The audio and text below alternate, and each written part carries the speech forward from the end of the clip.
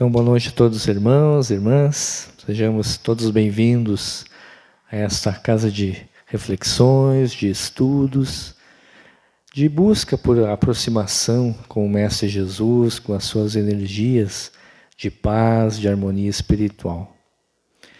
Então, para a gente iniciar as atividades da noite de hoje, eu vou ler uma pequena mensagem que é de autoria do Espírito Emmanuel, através da psicografia do Chico Xavier. E eu acho muito bonita essa mensagem, onde ele vai falar sobre José, o pai de Jesus. E ele fala assim: em geral, quando nos referimos aos vultos masculinos que se movimentam na tela gloriosa da missão de Jesus, atentemos para a precariedade dos seus companheiros, fixando quase sempre somente os derradeiros quadros de sua passagem no mundo. É preciso, porém, observar que, a par de beneficiários ingratos, de ouvintes indiferentes, de perseguidores cruéis e de discípulos vacilantes, houve um homem integral que atendeu a Jesus, hipotecando-lhe o coração, sem mácula e a consciência pura. José da Galileia foi um homem tão profundamente espiritual que seu vulto sublime escapa às análises limitadas de quem não pode prescindir do material humano para um serviço de definições. Já pensaste no cristianismo sem ele? Quando se fala excessivamente em falência das criaturas, recordemos que houve um tempo em que Maria e o Cristo foram confiados pelas forças divinas a um homem. Entretanto, embora honrado pela solicitação de um anjo, nunca se vangloriou de dádiva tão alta. Não obstante contemplar a sedução que Jesus exercia sobre os doutores, nunca abandonou a sua carpintaria. O mundo não tem outras notícias de suas atividades, senão aquelas de atender às ordenações humanas, cumprindo um édito de César, e as que não o mostram no templo e no lar, entre a adoração e o trabalho. Sem qualquer situação de evidência, deu a Jesus tudo quanto podia dar. A ele deve o cristianismo a porta da primeira hora, mas José passou no mundo dentro do divino silêncio de Deus. Convido então a todos os irmãos para que em oração possamos refletir nessa figura inolvidável do Mestre Jesus, que trouxe a cada um de nós uma nova concepção de mundo, trazendo-nos todas as orientações necessárias para que nós busquemos cada vez mais nos encontrar com Deus, materializando no mundo tudo aquilo que o Senhor espera de nós.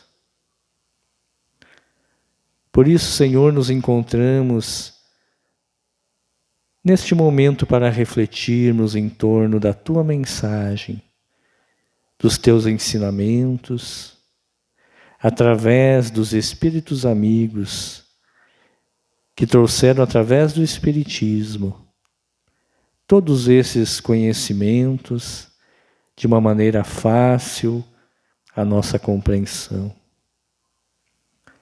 Que possam esses Espíritos amigos estarem conosco, nos inspirando, trazendo-nos todas as energias necessárias ao nosso equilíbrio, à nossa renovação espiritual, e para que possamos bem compreender as reflexões, a mensagem da noite.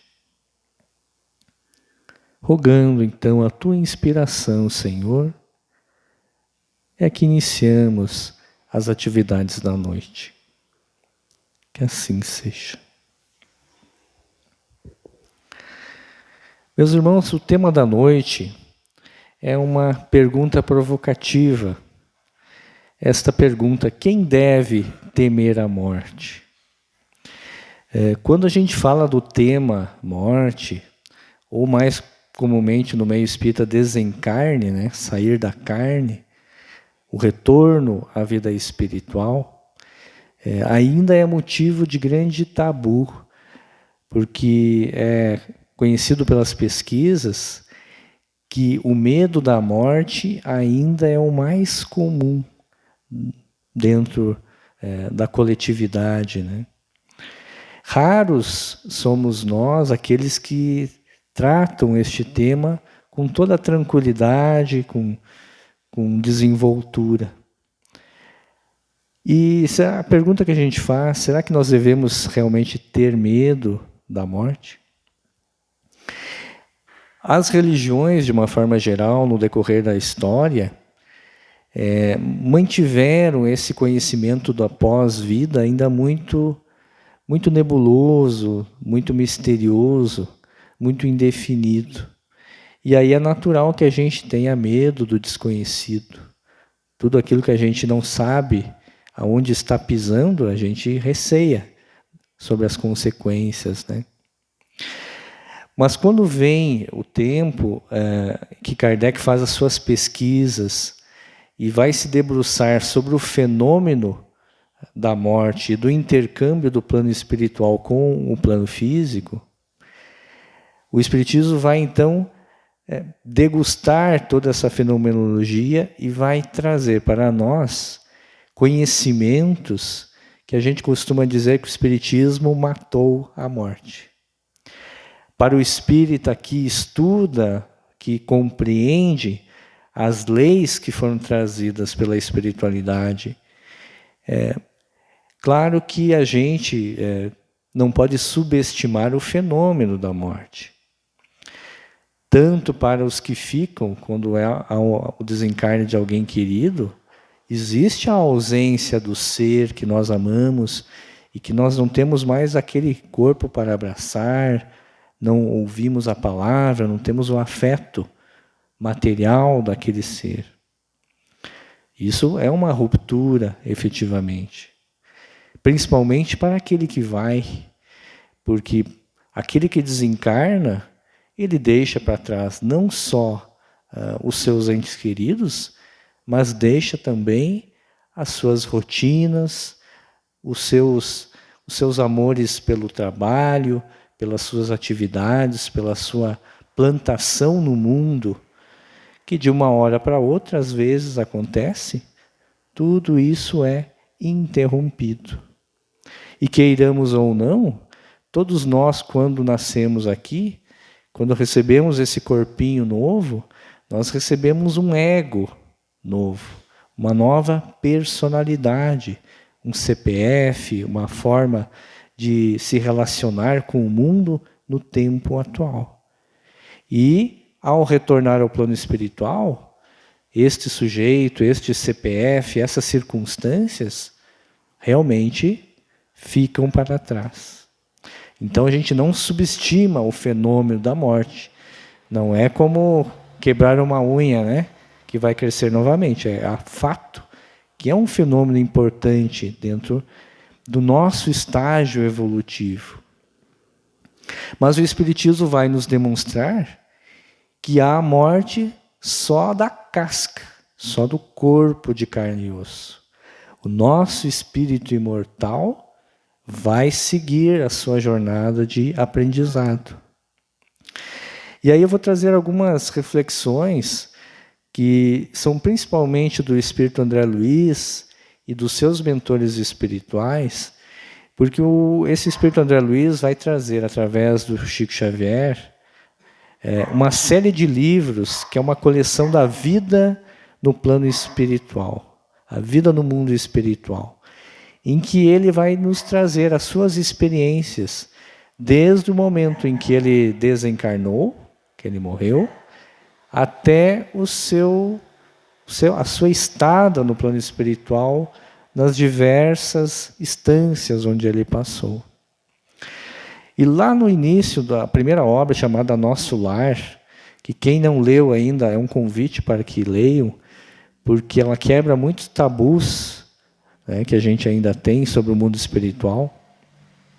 André Luiz vai dizer então: a vida não cessa, a vida é fonte eterna, e a morte é o jogo escuro das ilusões. Então, quando a gente morre, a vida permanece. Quem somos, com as nossas aquisições, com os nossos valores, com as nossas encrencas psicológicas, com os nossos erros, nossos acertos.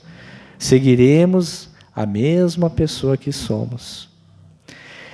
E o que é interessante é que a maioria de nós, da população terrena, vive como se esse fenômeno de mudança de plano nunca vai acontecer.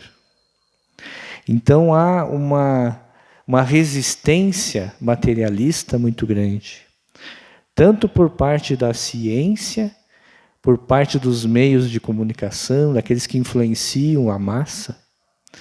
E isso vai ter uma séria implicação na maneira como a população humana vive, distante dos valores espirituais. Porque se você acha que a vida termina com a morte do corpo, qual o sentido de você se esforçar, de você ser honesto, de você lutar para crescer sem infringir o direito do outro? Porque é muito mais prazeroso e simples você tomar aquilo que é do outro, você enganar o outro para você obter maiores satisfações. Se você pensa que a vida termina com o corpo, você não espera que haja consequências na vida após a morte.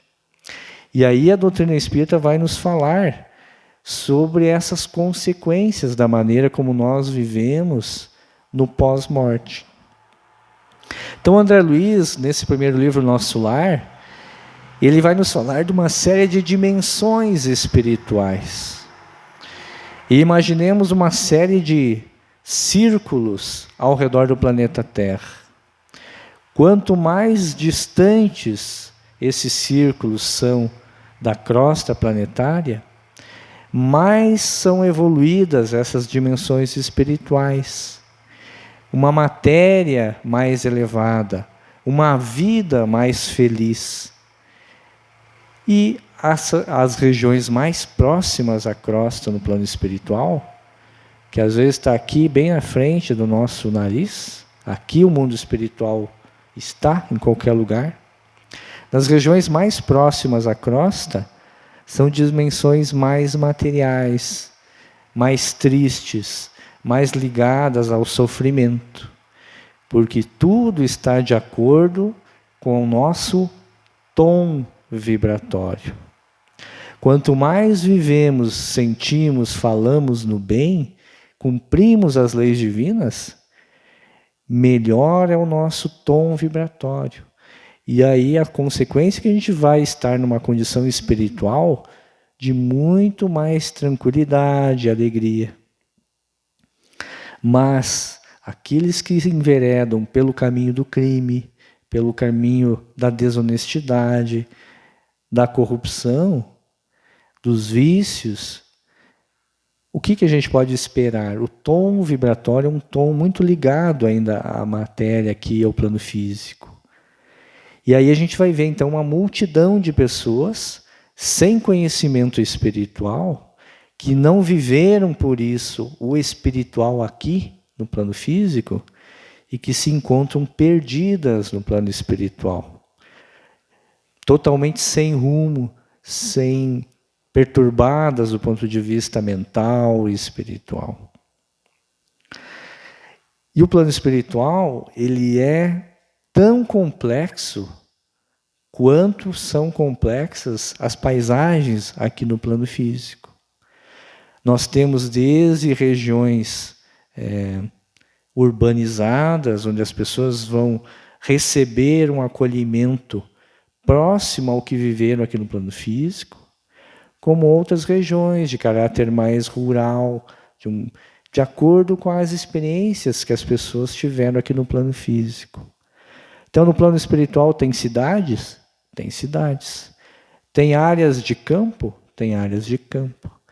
Tem as mais diversas concepções para nos atender por beneplácito, por misericórdia divina. Mas eu queria trazer um pouco aqui, como o tema é se devemos temer a morte. Quem deveria temer a morte? Aquele que ainda está ligado ao mal, que está desrespeitando, indo em desacordo com a lei divina, ele vai para algumas regiões do plano espiritual em que as descrições que André Luiz faz são bastante duras. São ambientes difíceis, de sofrimento, de dor. Mas é necessário que a gente fale sobre isso. Talvez não para nós, que a gente já está mais espiritualizado, buscando se espiritualizar, né? Assim esperamos. Mas nas nossas relações, os nossos familiares, com os nossos amigos, quando a gente tiver oportunidade, é preciso trazer essas pinceladas para que as pessoas busquem refletir sobre a espiritualidade em nossas vidas. E nessas cidades, que a gente chama de cidades trevosas ou umbralinas, vai dizer lá o ministro Flaccus, no livro Libertação, que espíritos muito ligados ao mal, que continuam assim, eles organizam verdadeiras cidades em que se refugiam falanges compactas de almas que fogem, envergonhadas de si mesmas, ante quaisquer manifestações da divina luz. Tem espíritos muito inteligentes, mas muito empedernidos, cristalizados no mal. E lá, eles procuram se arvorar como juízes daqueles outros que desencarnam. E procuram impingir penas, impingir sofrimentos e influenciar negativamente aqui também a nós, no plano físico. E ele diz, o objetivo essencial de tais exércitos sombrios é a conservação do primitivismo mental da criatura humana, a fim de que o planeta permaneça tanto quanto possível sob seu jugo tirânico. E é uma grande ilusão desses espíritos acharem que podem combater a luz. A luz, o bem, sempre vence. Deus estabeleceu leis que são inderrogáveis. É como aquele sujeito que pode nadar contra a correnteza o quanto quiser. Uma hora as forças diminuem, uma hora o tédio chega, e essa pessoa, esse espírito, se vê com a necessidade de se corrigir. É uma realidade insofismável. E aí ele vai falar desses espíritos inteligentes, mas maus, que eles vão permanecer nesses postos, lá impingindo dor, sofrimento, pelo tempo que a divina providência permitir. Porque as pessoas que acabam indo para essas regiões e são vítimas desses espíritos trevosos, essas pessoas merecem estar lá. Dentro da justiça, elas precisam sofrer o aguilhão da dor para se dar conta do que estão fazendo, do caminho que estão trilhando. Mas tudo isso é transitório, não é definitivo. E Gube vai dizer que existem esses governantes e essas regiões de treva, porque cada assembleia tem o governo que merece. muito atual até essas reflexões. E lá ele vai trazer eles vão lá para auxiliar alguns espíritos, para efetuar alguns resgates. E tem uma fala de um juiz, entre aspas, que se arvora como um julgador alguns espíritos lá que estavam em erro. E ele fala: seguidores do vício e do crime, tremei. Quando a gente faz o mal, quando a gente cultiva paixões primitivas, nós mantemos em nós portas abertas à influência desses espíritos. E aí é que a gente tem que, então, trabalhar para que a gente possa construir blindagens espirituais para que eles não tenham, então, acesso à nossa mente, para nos influenciar. Então, milhões de pessoas lá no plano espiritual se encontram vítimas do medo e da vergonha de si mesmas. Uma característica interessante que a gente vê é que todos nós, no plano espiritual, temos a nossa consciência mais ativada. Não é imediato, mas parece que vai chegando um tempo em que a ficha cai e que o sujeito olha para o passado e diz: bah, pisei na bola. Aqui, enquanto estamos no plano físico, o corpo nos limita às percepções. E a gente acaba arrumando desculpas internas. Não, mas para o outro, normalmente a gente gosta de colocar o dedo na ferida, mas quando a gente erra, a gente tem um advogado interno de defesa. Não, mas não é bem assim e tal. No plano espiritual, fica mais nítida essa frase de Jesus, que a cada um segundo as suas obras. Nós não vamos recolher lá ou estar num céu que se a gente não fizer por merecer.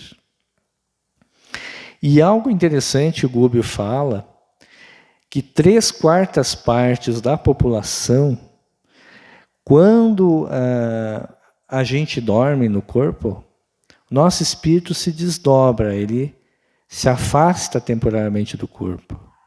E aí, semi-liberto, a gente vai para as regiões espirituais de acordo com os nossos interesses, com as nossas paixões.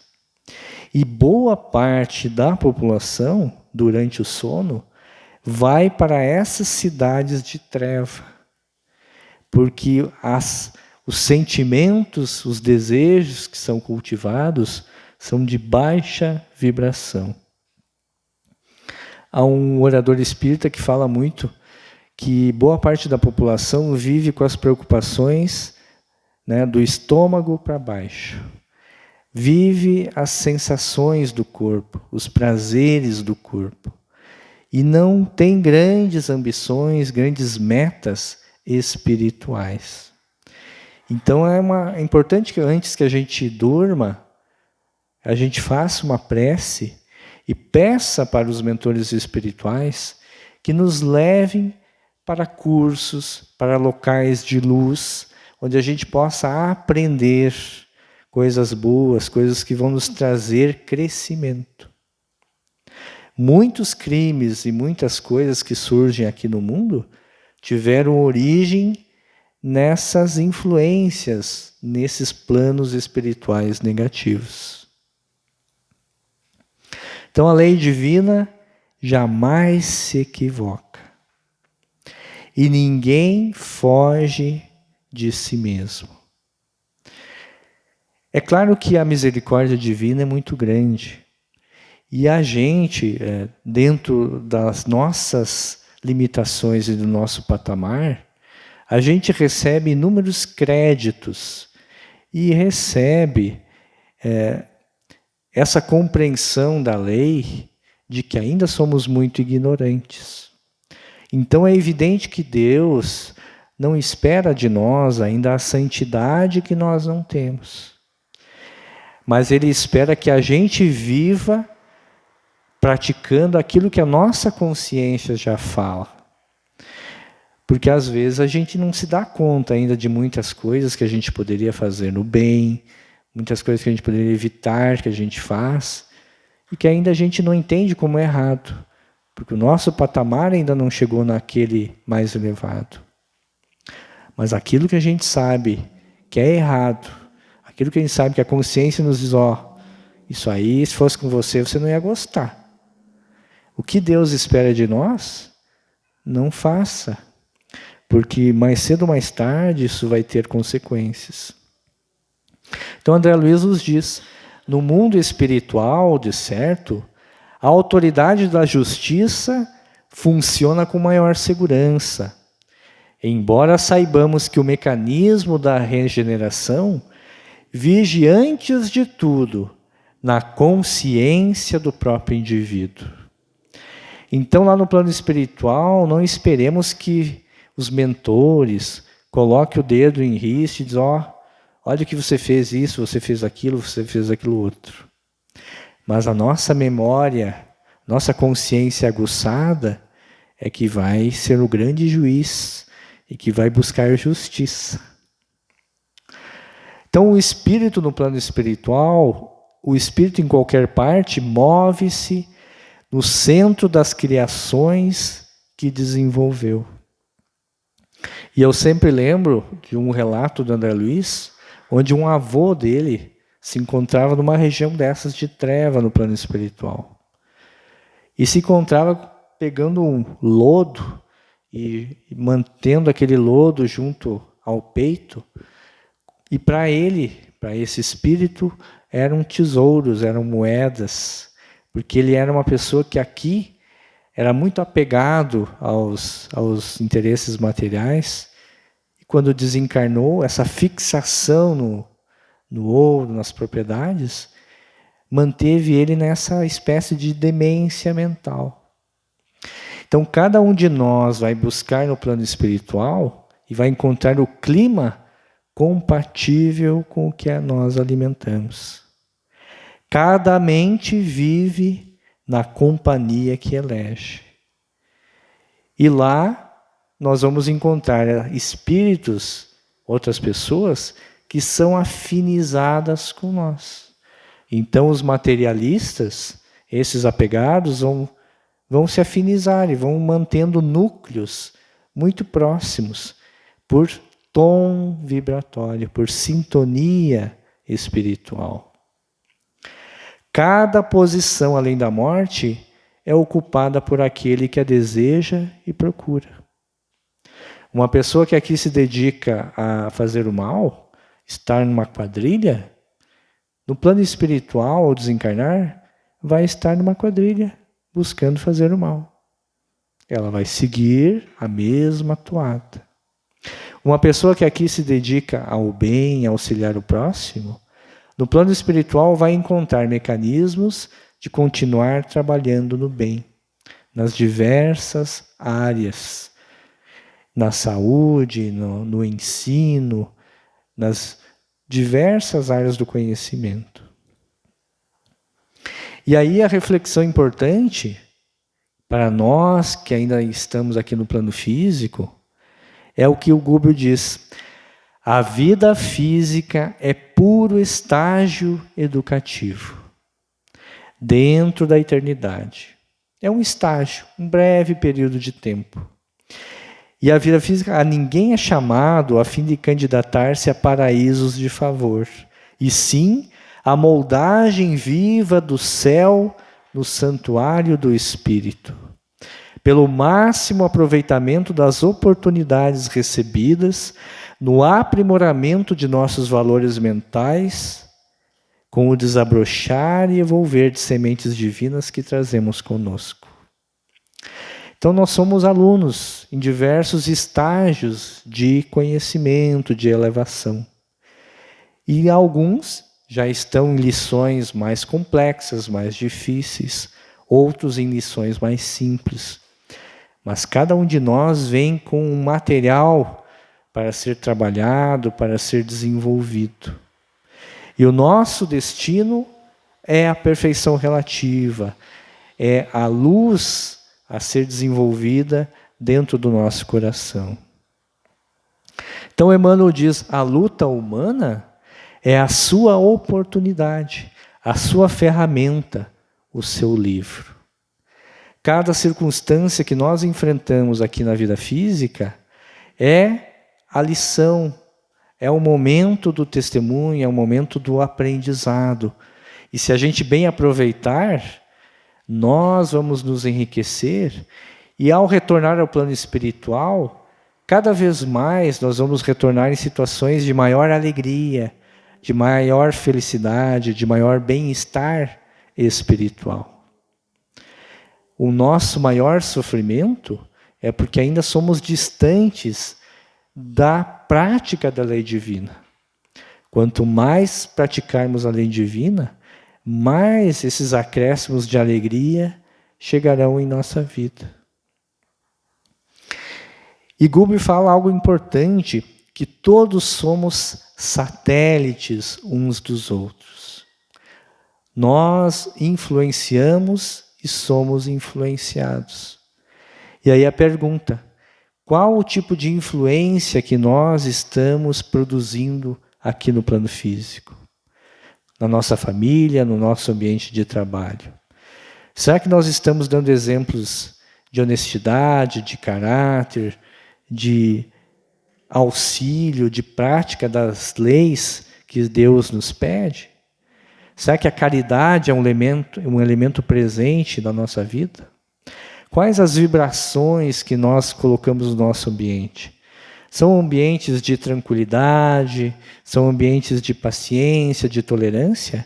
Ou são ambientes de raiva, de ódio, de despeito, de inveja? Essa é uma reflexão importante que a gente precisa fazer. E por fim, a mensagem de Guber diz, a coroa da sabedoria do amor é conquistada por evolução, por esforço, por associação da criatura aos propósitos do Criador. Cada dia é uma oportunidade nova para que a gente dê um passo a mais no rumo da compreensão e da prática da lei divina. E todos nós recebemos aqui na vida todas as condições para que a gente possa cumprir com aquele mapa de tarefas, com aqueles aprendizados que a gente precisa desenvolver. A gente não vai ter a oportunidade de retornar ao plano espiritual e dizer, eu queria ajudar, mas eu não tinha dinheiro, eu queria fazer o bem, mas eu tinha que pensar nisso ou naquilo. Cada um de nós só vai ser cobrado pela nossa consciência pelas condições que a gente tinha para fazer o que é certo. Então, meus irmãos, a mensagem da noite é uma mensagem otimista, que o caminho nosso vai ser o caminho da plenitude, da alegria, da felicidade espiritual.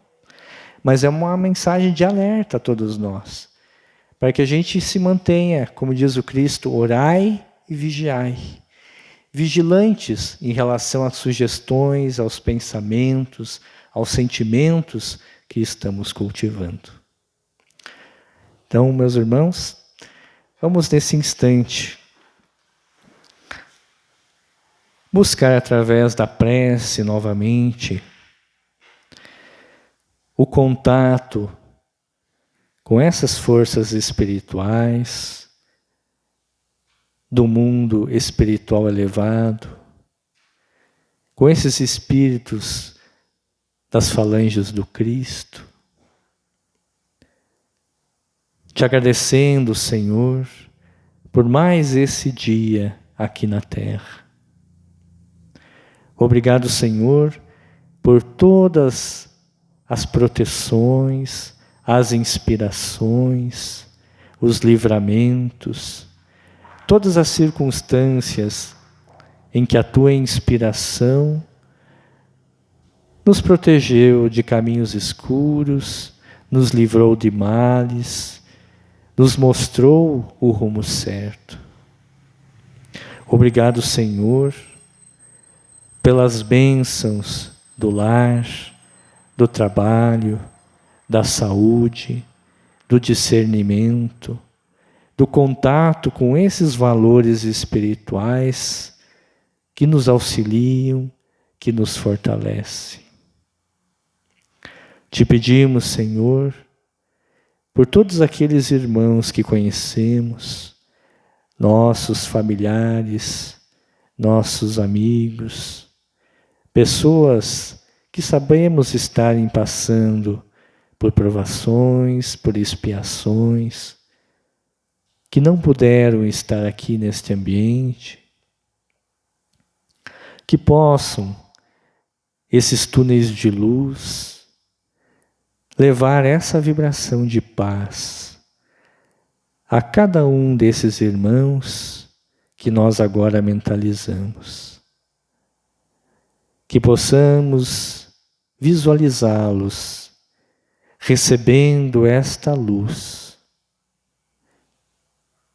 que retira com uma casca escura, dissolve toda energia que não seja ligada ao bem e deixa energias luminosas, perfumadas,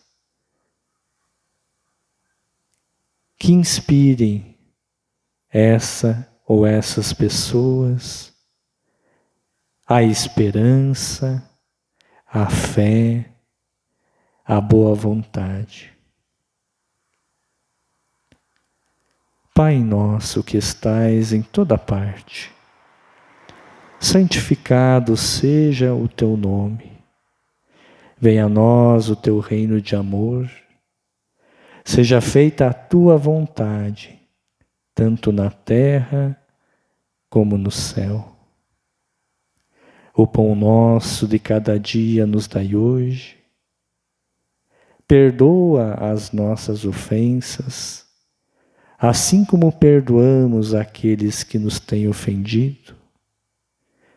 Não nos deixes cair em tentações, mas livra-nos de todo o mal. Pois sabemos que teu é o poder, teu é o reino e a glória. Santíssimo Deus e Pai Celestial.